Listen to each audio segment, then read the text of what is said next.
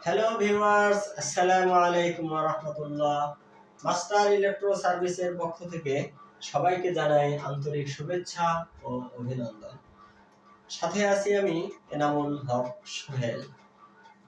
আজকে আমরা জানব সিলিং ফ্যান জোরে ঘুরলে কি বিদ্যুৎ বিল বেশি আসে, বা সিলিং ফ্যান আস্তে ঘুরলে কি বিদ্যুৎ বিল কম আসে, নাকি জোরে অথবা আস্তে যেভাবেই ঘুরুক না কেন বিদ্যুৎ বিল একই আসে।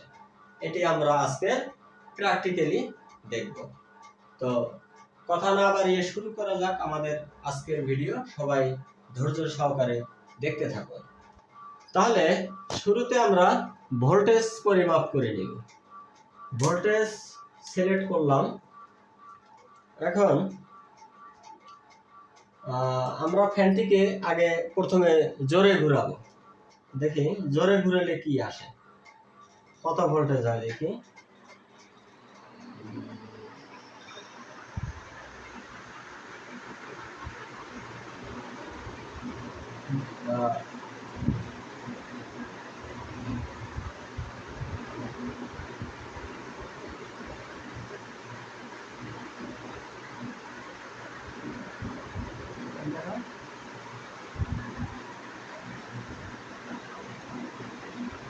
আচ্ছা, আমরা এখন পেলাম 215 ভোল্ট।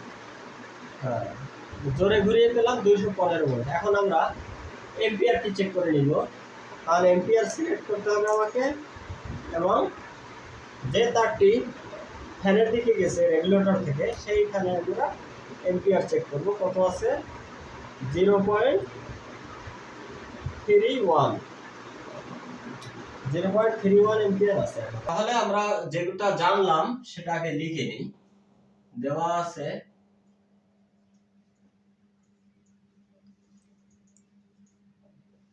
কি কি পেলাম? ভোল্টেজকে কি দ্বারা প্রকাশ করা হয়? ভি দ্বারা। একক ভোল্টেজের একক কি? ভোল্ট। ভোল্টেজ কত পেয়েছিলাম? 215। আর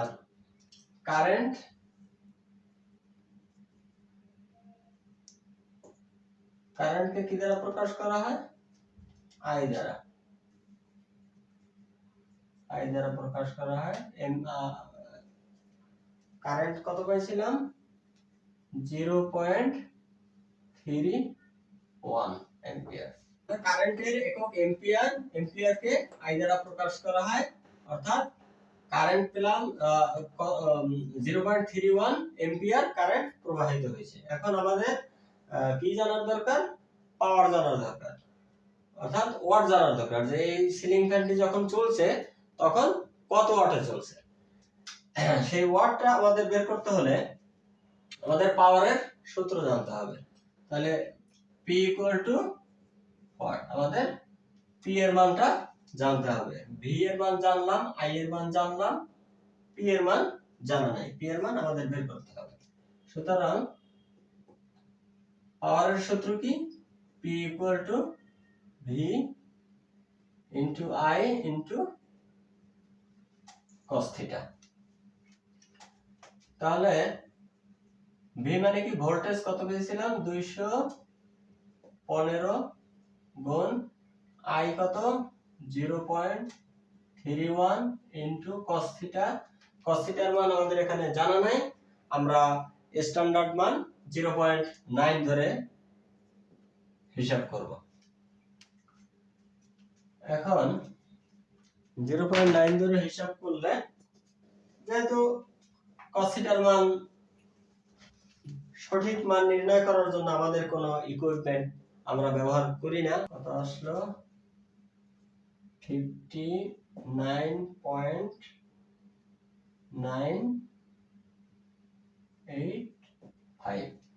এটা কি বের করলাম? ওয়াট। তার মানে 59.985 ওয়াট। এখন আমাদের বিদ্যুৎ খরচ কি পরিমাণ হচ্ছে বা হবে সেটা আমরা বের করব। তাহলে এনার্জি খরচকে ই দ্বারা প্রকাশ করা হয়। এই এনার্জি বের করার সূত্র হচ্ছে E = পি ইন্টু টি, অর্থাৎ পাওয়ার গুণন সময়। পাওয়ার হচ্ছে যেটা মানে হচ্ছে ওয়াট, এবং সময় কয় ঘন্টা ধরে ফ্যানটি চলছে। তাহলে আমরা পেতে পারি পাওয়ার কত পেয়েছিলাম 5 ইন্টু সময় কয় ঘন্টা, আমরা 6 ঘন্টা ধরে হিসাব করি। তাহলে এটা হচ্ছে ওয়াট আওয়ার, 91 ওয়াট আওয়ার। এখন আমাদের এই ওয়াট আওয়ারকে কিলোওয়াট আওয়ারে প্রকাশ করতে হবে। তার কারণ হচ্ছে যেহেতু আমরা বিদ্যুৎ বিল ইউনিটে হিসাব করি, ইউনিটে হিসাব করার জন্য আমাদের কি করতে হবে, এটাকে কিলোওয়াটে ভাগ করতে হবে। কিলোওয়াটে ভাগ করতে গেলে 1000 দ্বারা ভাগ করতে হবে। তাহলে আমাদের 1000 দ্বারা ভাগ করলে আমরা পাবো 0.359 কিলো ওয়াট অথবা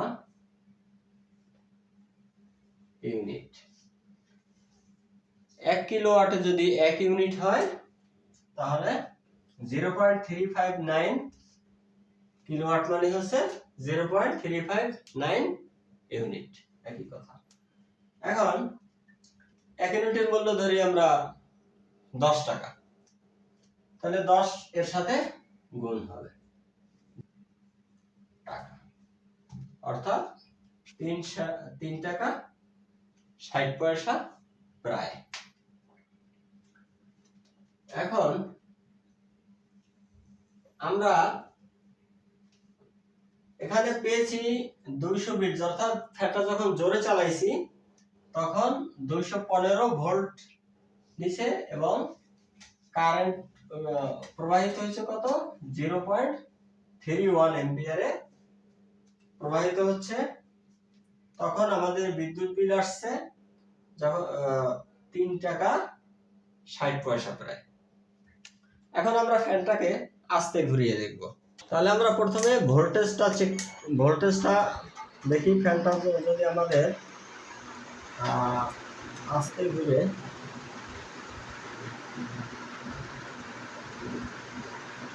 ফ্যানটাকে আমরা আস্তে ঘুরাবো।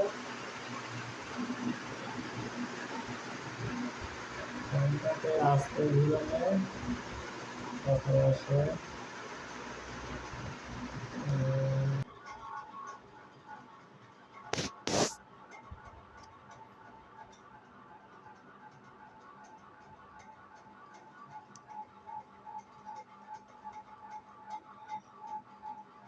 135। একটু বাড়ে কমে, ঠিক আছে, আমরা 133 অথবা 135 এ ধরি, এবং আমরা এম্পিয়ার চেক করব। এম্পিয়ারে সিলেক্ট করি, এম্পিয়ার কত আছে এবার দেখি, 0.26 এম্পিয়ার কারেন্ট দিচ্ছে।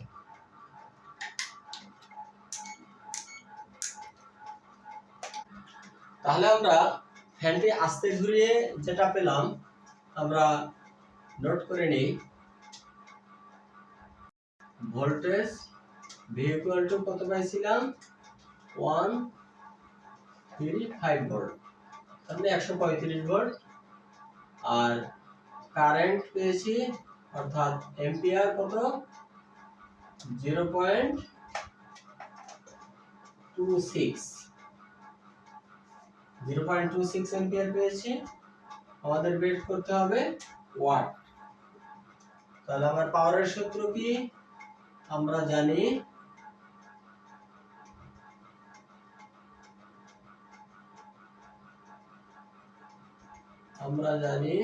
P equal to V cos theta।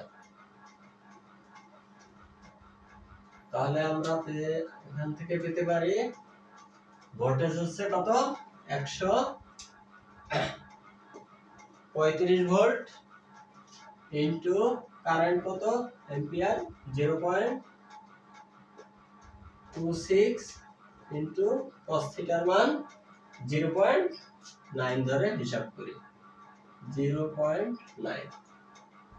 এখন আমরা ক্যালকুলেশন করব 9 ওয়াট, অর্থাৎ 31.59 ওয়াট। যখন ফ্যানটির ভোল্টেজ আমরা কমিয়ে ফ্যানটাকে আস্তে ঘুরিয়েছি তখন পেয়েছি 31.59 ওয়াট।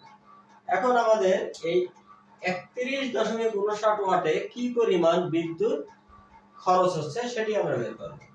তো এনার্জি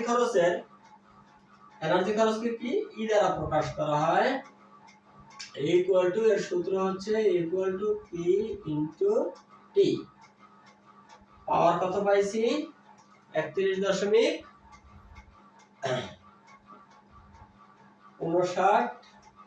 ইনটু সময় 6 ঘন্টা।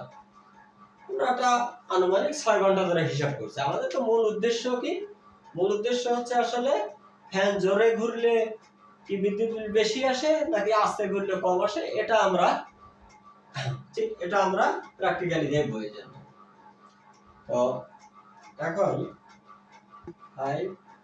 4 ওয়াট আওয়ার, তাহলে এটাকে যদি আমরা এখন কিলোওয়াটে নিয়ে আসি তাহলে আমাদের 1000 দ্বারা ভাগ করতে হবে, তার কারণ আমাদের বিদ্যুৎ বিল ইউনিটে হিসাব করা হয়, কিলোওয়াট অথবা ইউনিট। তাহলে আমাদের 1 ইউনিটের মূল্য যদি 10 টাকা হয় বা 8 টাকা হোক, যে কয় টাকাই হোক, সেই টাকাটা এর সাথে গুণ হবে। 0.189 ইনটু 10 টাকা।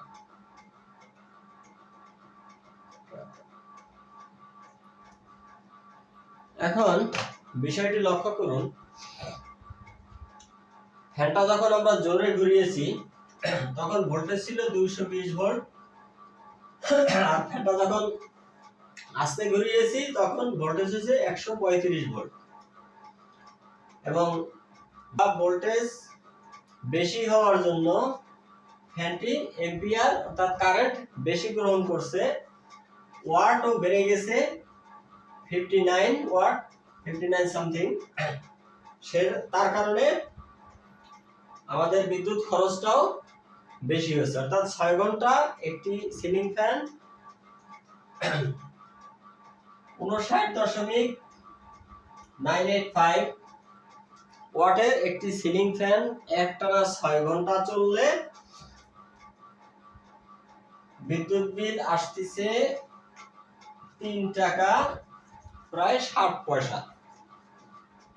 অর্থাৎ ভোল্টেজ যখন আমরা কমিয়ে, অর্থাৎ রেগুলেটরের পাওয়ার কমিয়ে ফ্যানটিকে যখন আমরা আস্তে ঘুরাইছি তখন ভোল্টেজ হচ্ছে 135 হওয়ার কারণে কারেন্টও কম গ্রহণ করছে। যেমন এখানে দেখেন কারেন্ট আছে 0.31 আর এখানে হচ্ছে 0.26, তার মানে কি এম্পিয়ারও কমে গেছে।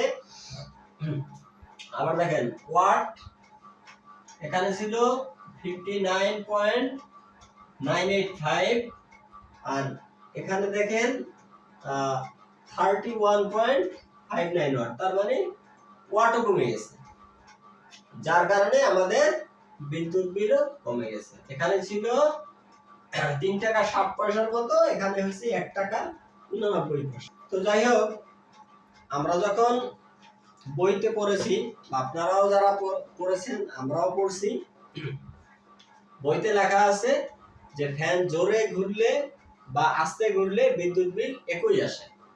এটা কেন লেখা আছে আমাদের বা আমার জানা নেই, হয়তো তারা ভুল লিখছেন নাকি আমারও জানা নাই।